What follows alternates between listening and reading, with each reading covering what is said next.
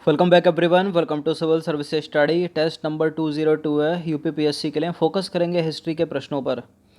तो चलिए स्टार्ट करते हैं। चैनल को सब्सक्राइब रखना, बेल आइकन को प्रेस रखना लेटेस्ट वीडियो का नोटिफिकेशन पाने के लिए। इस पूरी की पूरी टेस्ट सीरीज़ की प्लेलिस्ट का लिंक आपको डिस्क्रिप्शन बॉक्स में मिल जाएगा। वहाँ पर आप टेस्ट नंबर 1 से लेकर 202 तक पहुँच सकते हो।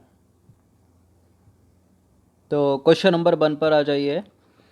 महाभारत के उत्तरी पांचाल की राजधानी थी हस्तिनापुर, इंद्रप्रस्थ, अहिच्छत्र या मथुरा। महाभारत के उत्तरी पांचाल की राजधानी क्या थी? अहिच्छत्र थी। Option number C. तो देखिए, उत्तरी पांचाल की राजधानी अहिच्छत्र थी तथा दक्षिणी पांचाल की राजधानी भी इम्पोर्टेंट है, याद रखिएगा, काम्पेल्य। उत्तरी पांचाल की क्या हो गई? उत्तरी पांचाल की हो गई अहिच्छत्र और दक्षिणी पांचाल की क्या हो गई? काम्पेल्य। हस्तिनापुर तथा इंद्रप्रस्थ कुरु की राजधानी थी, जबकि मथुरा सूरसेन की राजधानी थी। हस्तिनापुर और इंद्रप्रस्थ कुरु की और सूरसेन की थी क्या? मथुरा। क्वेश्चन नंबर 2 पर आ जाइए। छठी शताब्दी ईसा पूर्व में सुक्तिमती किसकी राजधानी थी? बताइए। सुक्तिमती राजधानी थी अवंती की नहीं थी, चेदी की थी, कुरु की नहीं थी, पांचाल की नहीं थी। ऑप्शन नंबर सी है इसका आंसर। तो देखिए, छठी शताब्दी ईसा पूर्व में आधुनिक बुंदेलखंड के पूर्वी तथा उसके सीमावर्ती भागों में चेदी महाजनपद स्थित था। इसकी राजधानी सोत्थिबती, जिसकी पहचान महाभारत के सुक्तिमती से की जाती है। क्वेश्चन नंबर 3 पर आ जाइए। तीसरा प्रश्न है, गोदावरी नदी के तट पर स्थित महाजनपद का नाम बता दीजिए। गोदावरी नदी के तट पर स्थित महाजनपद का नाम था अशक। क्या नाम था? अशक। Option number D. तो देखिए, बौद्ध ग्रंथ अंगुत्तर निकाय तथा जैन ग्रंथ भगवती सूत्र में छठी शताब्दी ईसा पूर्व में वर्णित 16 महाजनपदों का उल्लेख मिलता है। उनमें अश्यक या अश्मक नर्मदा तथा गोदावरी नदी के मध्य स्थित था, जिसकी राजधानी थी पैठन, पोतन अथवा पोटली। क्या थी अशक या अश्मक की राजधानी? पैठन, पोतन अथवा पोटली। कहाँ था ये? नर्मदा तथा गोदावरी नदी के मध्य। क्वेश्चन नंबर 4 पर आ जाइए। भारत का पहला गणतंत्र वैशाली में किसके द्वारा स्थापित किया गया? भारत का पहला गणतंत्र वैशाली में लिच्छवी के द्वारा स्थापित किया गया। इसका आंसर हो जाएगा ऑप्शन नंबर डी। तो देखिए, वैशाली के लिच्छवियों ने विश्व का पहला गणतंत्र स्थापित किया था। वैशाली बुद्ध काल का सबसे बड़ा तथा शक्तिशाली गणराज्य था। लिच्छवी बज्जी संघ में सर्वप्रमुख थे। क्वेश्चन नंबर 5 पर आ जाइए। प्रथम मगध साम्राज्य का उत्कर्ष किस शताब्दी में हुआ था? प्रथम मगध साम्राज्य का उत्कर्ष हुआ था ईसा पूर्व छठी शताब्दी। कब हुआ था? ईसा पूर्व छठी शताब्दी। Option number B. तो देखिए, प्रथम मगध साम्राज्य का उत्कर्ष ईसा पूर्व छठी शताब्दी में हुआ था। इस साम्राज्य की महत्ता का वास्तविक संस्थापक राजा बिंदुसार था। वह हर्यक कुल से संबंधित था। क्वेश्चन नंबर 6 पर आ जाइए। रामायण के किस कांड में भगवान राम तथा हनुमान की पहली भेंट का वर्णन है? ये इम्पोर्टेंट प्रश्न है। पीसीएस और उत्तर प्रदेश जो भी एग्ज़ाम लेती है उनका फेवरेट है, बहुत पूछते हैं इसको। मतलब इस तरह से संबंधित जो कांड है उनको पूछ लेते हैं कि किस में क्या है। कांड अर्थात अध्याय। तो राम और हनुमान जी की पहली भेंट का वर्णन किस में है? जो पहली चौथा अध्याय है, चौथा कांड है, और उसका नाम है किष्किंधा कांड। Option number A. तो देखिए, रामायण के रचयिता कौन थे? वाल्मीकि थे, सबको पता होना चाहिए। महाभारत के कौन थे? वेद व्यास। संस्कृत भाषा में रचित इस काव्य में कुल 7 कांड हैं। कितने अध्याय या कांड है? 7। इसका चौथा कांड किष्किंधा कांड है, जिसमें भगवान राम और हनुमान की भेंट तथा बाली का वध एवं सुग्रीव के वानर शासक बनने का वर्णन है। इसमें रामायण में देखा होगा आपने टीवी पर। क्वेश्चन नंबर 7 पर आ जाइए। पुरी में रथ यात्रा किसके सम्मान में निकाली जाती है? पुरी रथ कृष्णा, तो भगवान जगन्नाथ। Option number C. तो प्रतिवर्ष यानी हर साल आषाढ़ माह के शुक्ल पक्ष में उड़ीसा के पुरी में भगवान जगन्नाथ यानी कृष्णा को माँ बलराम और सुभद्रा के सम्मान में रथ यात्रा निकाली जाती है।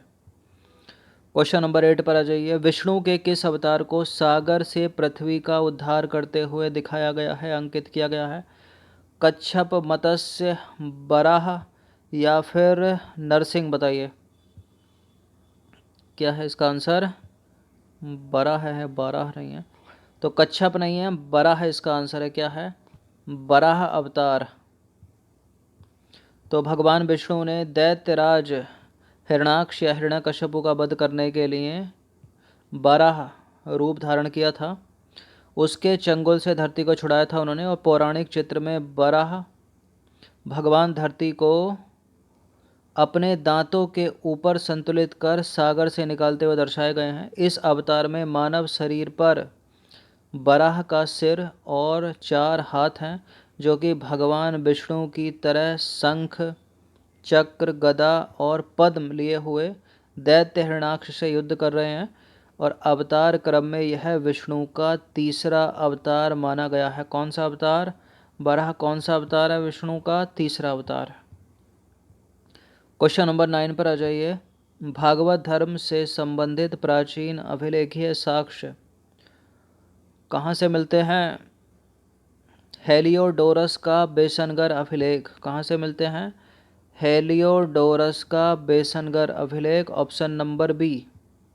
तो देखिए, भागवत धर्म से संबंधित प्रथम उपलब्ध प्रस्तर स्मारक विदिशा यानी बेसनगर का गरुड़ स्तंभ है। इससे पता चलता है कि तक्षशिला के यवन राजदूत हेलियोडोरस ने भागवत धर्म ग्रहण किया तथा इस स्तंभ की स्थापना करवाकर उसकी पूजा की थी। क्वेश्चन नंबर 10 पर आ जाइए। निम्नलिखित में से कौन मोक्ष के साधन के रूप में जन्म, कर्म तथा भक्ति को समान महत्व देता है? कौन? देखिए, अद्वैत वेदांत शंकराचार्य वो तो ब्रह्म सत्य को मानते हैं, ब्रह्म सत्य है, जगत मिथ्या है कहते हैं। यहाँ जन्म को, कर्म को और भक्ति को समान महत्व किसने दिया है? भगवत गीता देती है, ऑप्शन नंबर सी।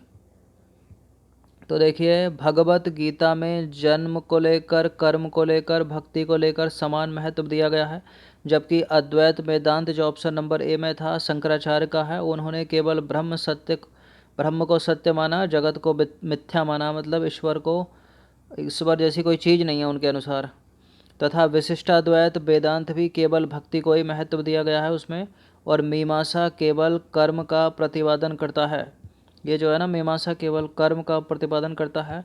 केवल भगवत गीता ही इसमें ऐसा है जो जन्म को भी महत्व देता है, कर्म को भी महत्व देता है और भक्ति को भी महत्व देता है। क्वेश्चन नंबर 11 पर आ जाइए। निम्नलिखित में से कौन सा प्राचीन भारत में शैव संप्रदाय था? प्राचीन भारत में कौन सा शैव संप्रदाय था? आजीवक था क्या? नहीं, मत्तमयूर। कौन था? मत्तमयूर, ऑप्शन नंबर बी। तो देखिए, चेदी राजवंश के अभिलेखों में मत्तमयूर नामक शैव संप्रदाय का उल्लेख मिलता है, मत्तमयूर। क्वेश्चन नंबर 12 पर आ जाइए। भागवत संप्रदाय के विकास में किसका देन अत्यधिक था? किसकी अत्यधिक है भागवत संप्रदाय के विकास में? पर्थियन, हिंद, यूनानी लोग, कुषाण, गुप्तों की, ऑप्शन नंबर डी। तो देखिए, भागवत अथवा वैष्णव धर्म का चरमोत्कर्ष गुप्त राजाओं के शासनकाल में हुआ। गुप्त नरेश वैष्णव मतानुयायी थे तथा उन्होंने इसे अपना राजधर्म बनाया। अधिकांश गुप्त शासक परम भागवत की उपाधि धारण करते थे। विष्णु का वाहन गरुण गुप्तों का राज चिन्ह था।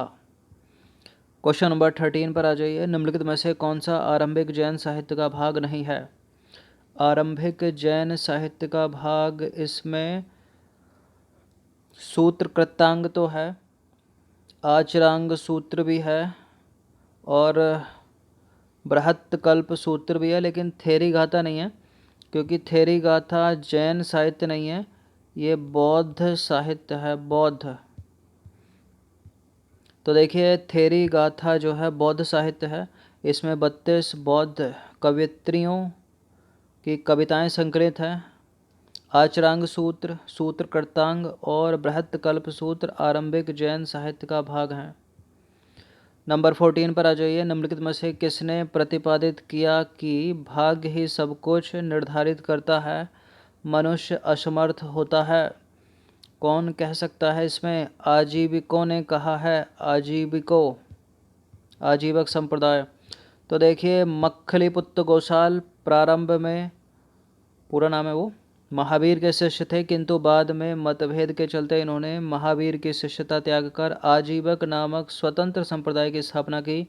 यह संप्रदाय लगभग 1002 ईस्वी तक बना रहा। इसका मत नियतिवाद कहा जाता है, जिसके अनुसार संसार की प्रत्येक वस्तु भाग्य द्वारा पूर्व नियंत्रित एवं संचालित होती है। तो भाग्य पर विश्वास करता है ये। क्वेश्चन नंबर 15 पर आ जाइए। 15वां प्रश्न अंतिम प्रश्न है ये। बराबर की गुफाओं का उपयोग किसने आश्रय गृह के रूप में किया था? आजीविकों ने, थारुओं ने, जैनों ने या फिर तांत्रिकों ने? किसने किया था? बराबर की गुफाओं का उपयोग किसने आश्रय गृह के रूप में किया था? आजीविकों ने, आजीवक संप्रदाय ने। तो मौर्य युग में पर्वत गुफाओं को काटकर निवास स्थान बनाने की कला का पूर्ण विकास हुआ और अशोक तथा उसके पुत्र दशरथ के समय में बराबर तथा नागार्जुनी पहाड़ियों को काटकर आजीविकों के लिए आवास बनाए गए थे। तो देखिए ये प्रश्न थे कुछ इम्पोर्टेंट एंशिएंट हिस्ट्री के। अच्छे से इसका रिवीजन कम से कम एक बार तो कर ही लेना। धन्यवाद।